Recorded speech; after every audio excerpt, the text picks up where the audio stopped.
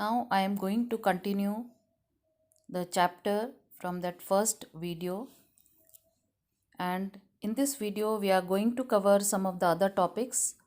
The first one is the freedom is our birthright. As you know, in the previous video that we have discussed the demands which were put forward by the Congress party.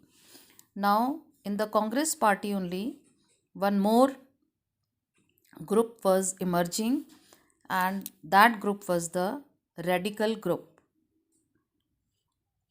According to them, they were saying that the method of moderates is to follow the non-violence, as well as they believe in prayers and in requesting, which is not acceptable by the radical leaders.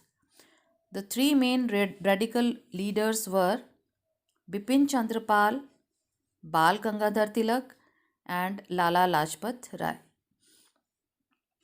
We also call them as Bal, Pal, and Lal. So they used to criticize the methods which was followed by the moderates. They emphasized on the importance of self-reliance and the constructive work. And they said that the people must fight for Swaraj, and for this purpose Bal Gangadhar Tilak, he raised the slogan of freedom is my birthright and I shall have it. Now students, this question can come in 1 mark question, that what was the slogan of Tilak. So you should remember it and learn it properly. This is the picture of Bal Gangadhar Tilak, who has given the slogan that freedom is my birthright and I shall have it. Now, in the year 1905, Viceroy Lord Curzon he partitioned Bengal. ठीक है, 1905 में बंगाल का partition कर दिया गया, and the reason given at that time was कि it is a very big province and it is very difficult to manage it through the administrative point. ठीक है, कि बहुत बड़ा यूनिट है और हम इसको एडमिनिस्ट्रेशन पॉइंट ऑफ व्यू से हमें इसको डिवाइड करना पड़ रहा है. लेकिन जो पार्टीशन ऑफ बंगाल है उसके कारण जो है, when it was done in the year 1905, people were very much angry about it and they started protesting against it. तो moderates as well as the radicals दोनों ने ही मिलकर के इस पार्टीशन का अपोज किया कि there should not be any partition of the Bengal, क्योंकि वो चाहते थे कि वो किसी तरीके से यूनाइटेड रहें.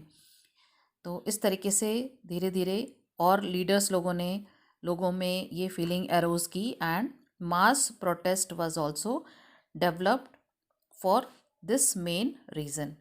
ठीक है, इसके चलते चलते जो है हमारे कंट्री में स्वदेशी मूवमेंट जो है वो शुरू हो गया था, और आंध्र प्रदेश में इसको हम बोला जाता था Vande Mataram movement. This is the picture of the Swadeshi movement. Now you see the peoples were carrying the banners and they were protesting against the government for partitioning the Bengal. स्वदेशी मूवमेंट का और एक मतलब है कि अपोज द ब्रिटिश रूल. ठीक है, पहला तो ब्रिटिश रूल को अपोज करो, दूसरा कंट्री में जो भी प्रोडक्ट जो बनता है जो इंडिया का है दैट शुड बी यूज्ड, उसको यूज़ किया जाए, और ब्रिटिश के जो इंस्टीट्यूशंस हैं एज वेल एज जो ब्रिटिशर्स के जो गुड्स हैं उसको बॉयकॉट किया जाए, उसको यूज़ ना किया जाए. तो at that time group of Muslim landlords and nawabs they formed all India Muslim League at Dhaka in 1906. Muslim League ने अपना एक अलग से जो मुस्लिम्स जो थे उन लोगों ने एक अपना अलग से लीग जो है वो फॉर्म कर लिया था इन द ईयर 1906, ठीक है। और ये लीग जो है ये किसको सपोर्ट कर रहा था? It was supporting the partition of Bengal. ये बंगाल के पार्टीशन को सपोर्ट कर रहा था।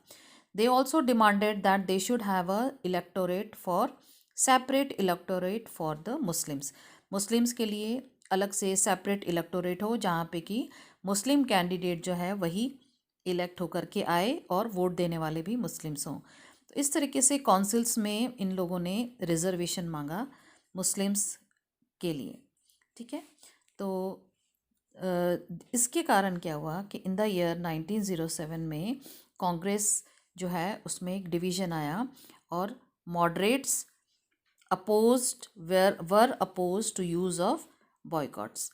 जो मॉडरेट्स जो थे उनका कहना था कि हमें बॉयकॉट जो है वो नहीं करना है, क्योंकि उन्हें लगता था कि अगर हम इस तरीके से करते हैं तो क्या है, इसमें हम फोर्स यूज़ करते हैं और ये उनके वादे के खिलाफ है। तो इस तरीके से there was the split between the moderates and the radicals. लेकिन थोड़े टाइम के बाद दे रियलाइज्ड कि हम लोग के उसमें डिवीज़न नहीं होना चाहिए।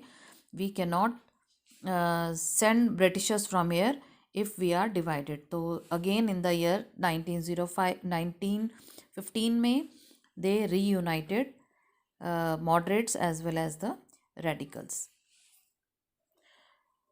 आफ्टर 1919 जो ब्रिटिशर्स के अगेंस्ट में काफ़ी सारे लोग जो थे वो इन्वॉल्व हो गए।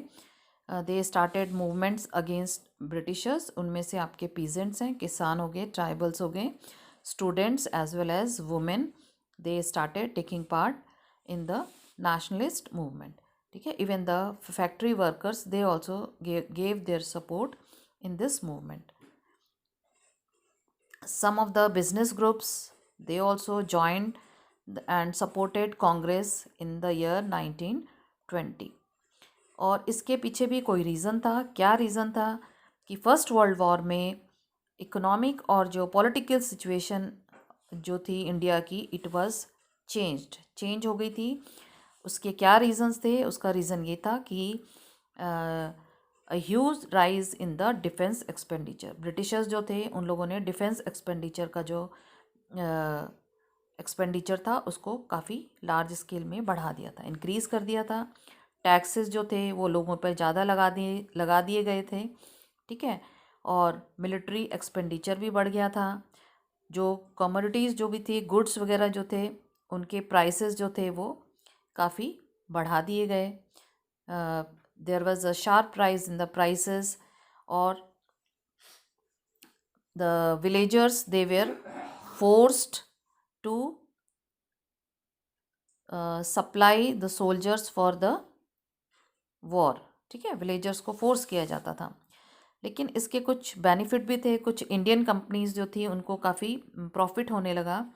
और उनका प्रॉफिट होने का क्या कारण था कि उनकी जो चीज़ें थी, जो उनके इंडस्ट्रियल गुड्स थे like jute bags, cloth and rails, इनकी डिमांड जो थी वो बढ़ गई थी, जिसके कारण जो हमारे कुछ इंडस्ट्रियलिस्ट थे उनको काफ़ी प्रॉफिट होने लग गया था। और इम्पोर्ट जो है दूसरे कंट्री से जो हम यहाँ पे इम्पोर्ट करते थे दैट वाज डिक्लाइंड। इसलिए जो इंडियन मार्केट था वो काफ़ी डेवलप हो गया था। Now other is the advent of Mahatma Gandhi. Mahatma Gandhi जो हैं one of the great leader of India. वो कैसे इस नेशनल मूवमेंट में उन्होंने कैसे अपना सपोर्ट दिया, this we are going to see now. Mahatma Gandhi जो है he was emerge as a mass leader. ज़्यादा से ज़्यादा लोग जो हैं वो उसको अपना लीडर मानते थे। एंड गांधी जी जो हैं ही arrived in India in the year 1915 from south Africa. South Africa से ये यहाँ पे रिटर्न वापस आए जब, तो यहाँ पर आने के बाद उन्होंने कंट्री की तरफ जो है काफ़ी ध्यान दिया। And he was also known as a international leader.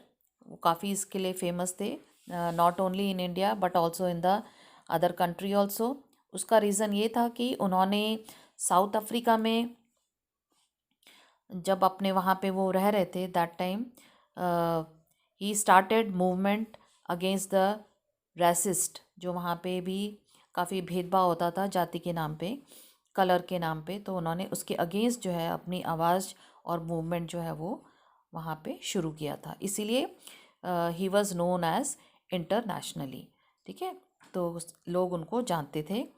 And when he came to India in the year 1915, तो उन्होंने जो अपना फर्स्ट ईयर था इन इंडिया में, he spend it by travelling throughout the country के हर part में उन्होंने जा कर के देखा। एंड ही अंडरस्टूड कि यहाँ पर क्या सिचुएशन है लोगों की, उनकी क्या नीड्स हैं और how it can be solved. ठीक है, this is the picture, and here you can recognize Mahatma Gandhi. He is standing here in the back row. After 1916 he started movement in Champaran, then in Kheda, and then in Ahmedabad में उन्होंने मिल workers के साथ जो है strike की, जिसमें कि he got successful as well as the mill workers, and they did strike in the year 1918. So now we will come to the one of the important topic, that is the role at satyagraha. तो in the year 1990 Gandhi ji ने सत्याग्रह जो है वो start किया। For what? In the to criticize the Rowlatt act. Now what is Rowlatt act? Britishers ने जो है role act जो है उस समय पास किया था इन द ईयर 1919 में। और ये रोल एक्ट था कि इंडियंस के जो फंडामेंटल राइट्स हैं उनको कम कर दिया जाए। They would not be getting any freedom of expression, as well as it will give more power to the police powers, it will strengthen the police powers. ठीक है, तो गांधी जी ने इसके अगेंस्ट में अपनी जो वॉइस थी वो रेज़ की। And even the Mohammad Ali Jinnah and other, they gave support to Mahatma Gandhi in this satyagraha. Government जो है दे वांटेड कि no one should be restricted of their basic freedoms. जो इंडिया के जो लोग हैं उनके बेसिक फ्रीडम को किसी भी तरीके से रिस्ट्रिक्ट ना किया जाए। एंड इसलिए गांधी जी ने बोला to observe 6 April 1990 as the day of non violent opposition to this act. ठीक है, रोल एक्ट के अगेंस्ट उन्होंने इस दिन अपनी जो वॉइस दी, लोगों को बोला कि उसको उन लोगों ने इसमें हेल्प करना है ताकि इसको ऑब्जर्व किया जाए as a humiliation and prayer, and the hartal should be done, the strike should be done, so that they can get the good result of this kind of satyagrah. This was the first all India struggle, and in April 1990 too much demonstrations took place, even the hartal in the country has taken place, and at that time जो government है उन्होंने बहुत ही brutal measures जो थे वो अपनाए, so that they can suppress this kind of movement और satyagraha. And this is the reason that the Jallianwala Bagh massacre took place, and it was done by the General Dyer in Amritsar, on which day? On the Baisakhi day, that is the 13th April. In this many people died, and among them even women and children were also present. The other topic I am going to continue in the third video.